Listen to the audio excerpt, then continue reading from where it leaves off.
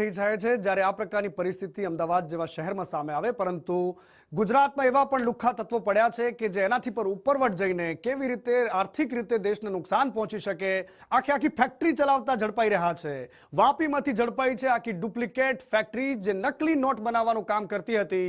Duplicate currency, સાધનો અને 2 આરોપીઓ ઝડપાયા છે। 500 રૂપિયાના દરની 1215 જેટલી ડુપ્લિકેટ નોટ મળી છે। જાવેદ મારી સાથે જોડાયા છે ફોન લાઈન પર। જાવેદ, શું વધારે અપડેટ છે આ કેસમાં? જી, વાપીની જે એક મહિલા છે, જે મહિલા એ લાલચમાં આવીને 30 લાખ રૂપિયાના બદલે તેના જ સંબંધીને 80 લાખ રૂપિયા ડુપ્લિકેટ બનાવી આપવાની વાત થઈ હતી અને ડીલ થઈ હતી।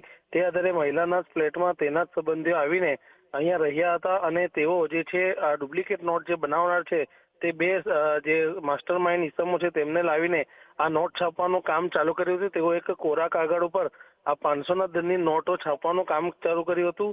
જો કે વલસાડ જિલ્લા એલસીબી પોલીસને જે છે બાતમી મળી હતી।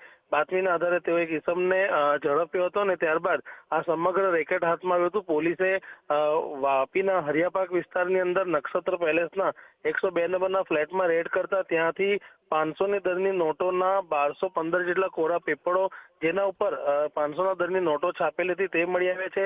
સાથે સાથે જે છે પોલીસે નોટો છાપવાના મશીનો પણ જે છે એ જપ્ત કર્યા છે અને 2 આરોપીની ધરપકડ કરી છે, જેમાં ફ્લેટ ભાડે રાખનાર મહિલા અને જે એક આરોપી છે જે નોટ બનાવવા માટે બંને જે આરોપીઓને બહારથી લાવ્યો હતો તેની ધરપકડ થઈ છે। હાલ 2 આરોપી જે છે ફરાર છે, તેને શોધવાના પ્રયાસો હાલ ચાલી રહ્યા છે।